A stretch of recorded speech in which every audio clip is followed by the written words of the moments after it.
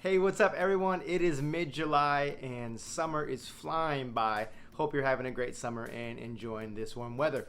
As you know, we do not have a July staff meeting, and so I wanted to create this quick video to hopefully add some value to your life and leadership. Without further ado, let's just dive right into our lesson.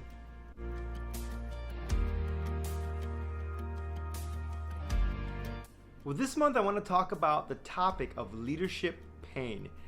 Just last month I finished an audiobook entitled Leadership Pain by a guy named Samuel Chan. And in this book, Samuel Chan talks about how the best leaders will have to endure more pain. Sometimes that's the pain of being misunderstood from others. Sometimes that's the pain of rejection based upon a decision that you make. Sometimes that's the pain of conflict. No one likes conflict, but we all have to deal with it as leaders. And sometimes that's the pain of an unmet expectation in your leadership. Either way, at some point you're going to have to face a bit of pain in your leadership. And Samuel Chan says that pain is a part of progress. And anything that grows has to go through a certain amount of pain. He then offers a pretty insightful and I think helpful equation, and it sounds a bit something like this. Let me read it to you or show it to you. He says this: growth equals change, change equals loss, loss equals pain, thus growth equals pain. You see, whenever we change something on our teams, whenever we change something within our organizations, it's going to lead to a certain amount of discomfort, and that discomfort may be just a bit painful for either us or for those who we lead, those who are on our teams. This is how it often works within our journeys of faith as well.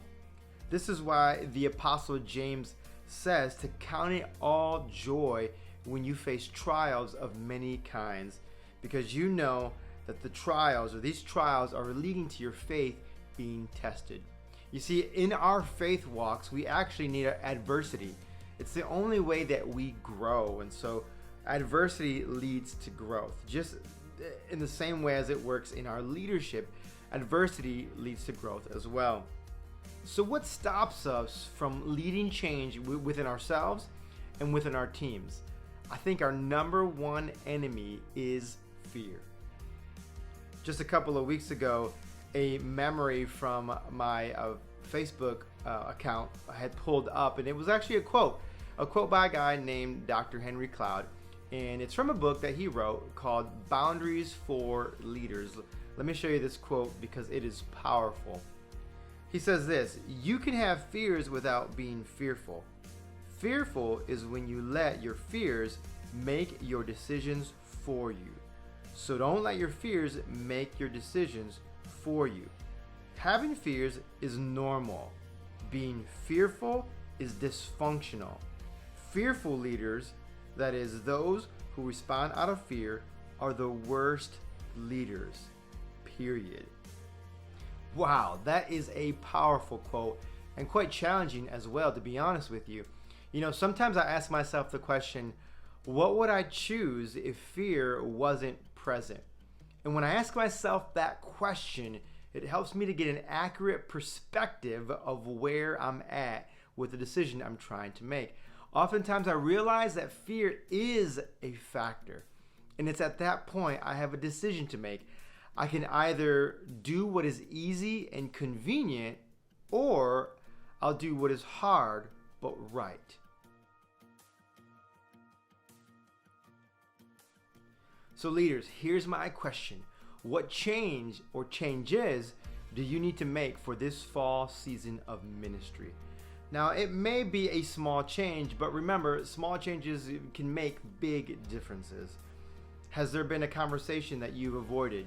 Has there been a policy that you've failed to enforce and you know that you need to enforce it? It just makes you feel uncomfortable, or it leads to a little bit of pain in your own life.